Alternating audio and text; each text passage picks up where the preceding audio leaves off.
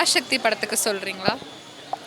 எதிர்பார்ப்பு இருக்குது, எப்படி பண்ணியிருக்காங்கன்னு பார்க்கணும். படம் எப்படி வந்திருக்குன்னு பார்க்கணும், ஸ்டோரி எல்லாமே பார்க்கணும். ட்ரெய்லர் நல்லா இருந்துச்சு. ஆக்சுவலி ட்ரெய்லர் நல்லா இருந்தனால தான் படம் பார்க்கவே வந்திருக்கும். இது டிஃப்ரெண்ட்டாக இருக்குது. இதுக்கு முன்னாடி சூர்யா ஏன் இது வேணான்னு சொன்னார்னு நமக்கு தெரியல. பார்ப்போம் என்ன இருக்குது, இவங்க என்ன குக் பண்ணியிருக்காங்க கதையில் அப்படின்னு பார்க்கணும்.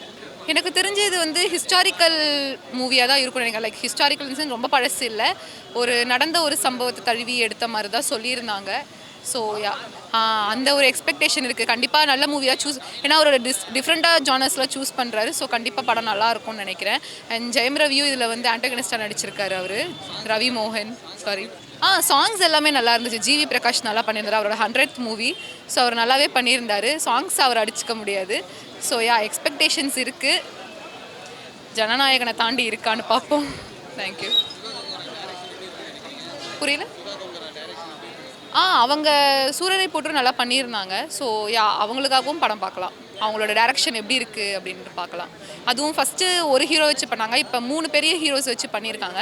ஸோ எப்படி மேனேஜ் பண்ணியிருக்காங்க அப்படின்னு நம்ம இதில் பார்க்கலாம். ரொம்ப எக்ஸ்பெக்டேஷன்ஸ் வந்து அட் இட்ஸ் ஸ்பீக்குன்னு சொல்லுவாங்கள்ல, அந்த மாதிரி தான் இருக்குது. அண்ணாவோட அமரன் படத்துக்கு அப்புறம் பராசக்தி நாங்கள் ரொம்ப எதிர்பார்த்துட்ருக்கோம். பெரிய கருத்து சொல்ல வரப்போகுது. ஸோ அதுவுமே எங்களுக்கு ரொம்ப எப்படி எடுத்துக்கலாம் அப்படிங்கிறது வந்து நிறையா பேர்த்துக்கு இது தெரியும், பெரியவங்களுக்கும் நிறையா புரியும், அவங்களுக்கு நிறையா மெமரிஸ் ரீக்ரியேட் ஆகும். 3 combinations, villain, Atharva and SK அண்ணா. ஸோ புதுசாக இருக்க போது, டிஃப்ரெண்ட்டாக இருக்க போது. இவர் ரவிமோகன் வந்து வில்லனாக பண்ணியிருக்காரு. அது எந்த அளவுக்கு போகுங்கிறது வந்து இந்த படம் மேபி காமிச்சா அவரோட சக்ஸஸ் அவருக்கு ஒரு சைட் தெரியும். அண்ட் எஸ்கே அண்ணாக்கு அமரன் மாதிரி பராசக்தியும் கண்டிப்பாக சக்ஸஸ் ஆகும்.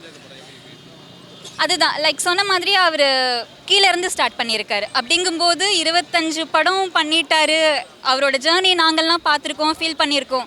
அப்படிங்கும்போது எங்களுக்கு ரொம்பவே சந்தோஷமாக இருக்குது. ப்ளஸ்ன்னு பார்த்தா மொழியை வந்து ரொம்ப அடிப்படையாக வச்சு ரொம்ப பேஸ் பண்ணி பேசியிருக்காங்க. அண்ட் பெரியவங்களுக்கு வந்து பழைய நினைவுகள்லாம் வரும்.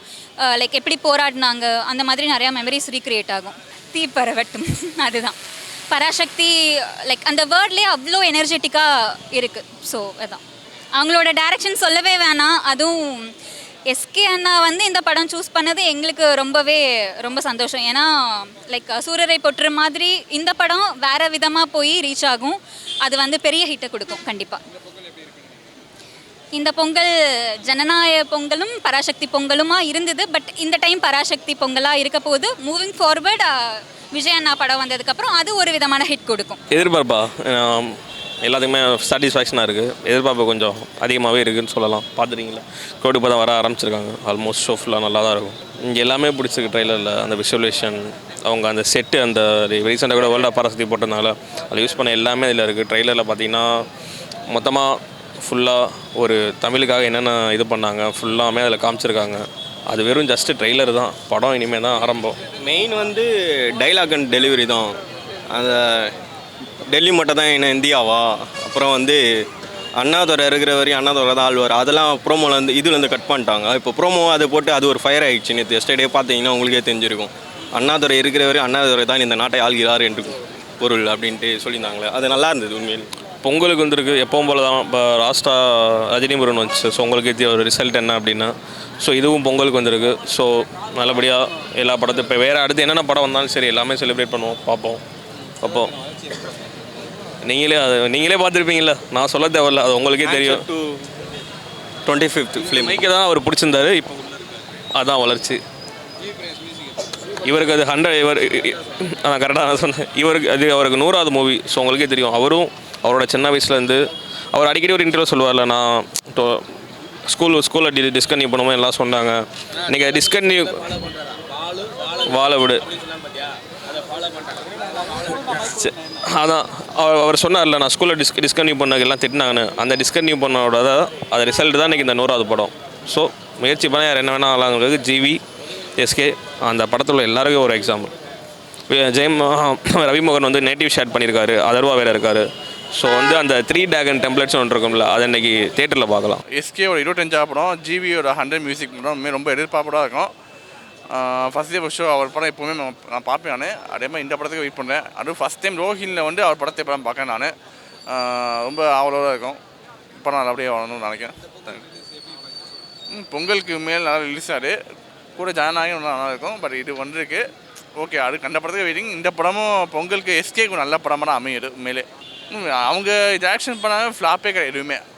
இது வரைக்கும் அவங்க ஆக்ஷன் எந்த படம் ஃப்ளாப் ஆனது கிடையாது. அதே மாதிரி கண்டிப்பாக இந்த படமும் அப்படியே அந்த வின் ஸ்ட்ரீக்கை வந்து கண்டினியூ பண்ணோம். ட்ரெய்லர் பார்த்தோம், ரொம்ப நல்லா இருந்துச்சு ட்ரெய்லரு. அப்புறம் எஸ்கே சாரும் நல்லா வளர்ந்துட்டு வர ஒரு ஆக்டரு. ஸோ விஜய் சார் வந்து இப்போ பாலிடிக்ஸ் போயிட்டாருன்னா அடுத்து ஒரு அஜித் சாரும் இன்ஆக்டிவாக இருக்கார். ஸோ இந்த ஃபேமிலி ஆடியன்ஸை புல் பண்ணுற கேப்பபிலிட்டி எஸ்கே சாருக்கு இருக்குது. ரொம்ப நல்லா அடுத்து அவர் தான் அந்த வெற்றிடத்தை நிரப்புவார் அந்த மாதிரி சொல்கிறாங்க. ட்ரெய்லரும் நல்லா இருந்துச்சு.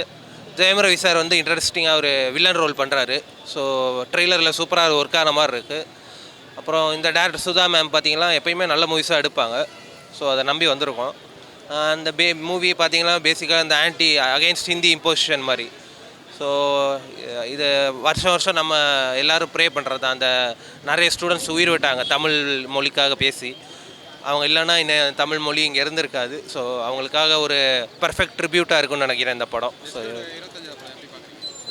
அதான் எஸ்கே வந்து நான் ஏற்கனவே சொன்ன மாதிரி அவர் ரொம்ப வளர்ந்துட்டே இருக்கார். சின்ன விஜய் டிவியிலேருந்து ஆரம்பித்து எப்படி விஜய் சார் ஆரம்பிச்சாரோ கொஞ்சம் சின்ன சின்ன ஃபேன்ஸ் ஆரம்பித்து இப்போ வந்து ஃபுல்லாக எல்லா யங்ஸ்டர்ஸ் எல்லோரும் கவர் பண்ண மாதிரி எஸ்கேவும் அதே மாதிரி இருக்கார். இப்போ சின்ன ஆடியன்ஸ்லாம் கவர் பண்ணிட்டு இப்போ எல்லோரும் அவர் அதான் நெக்ஸ்ட்டு கோலிவுட்டில் அவர் தான் பெரிய ஸ்டார் மாதிரி இருக்காங்க.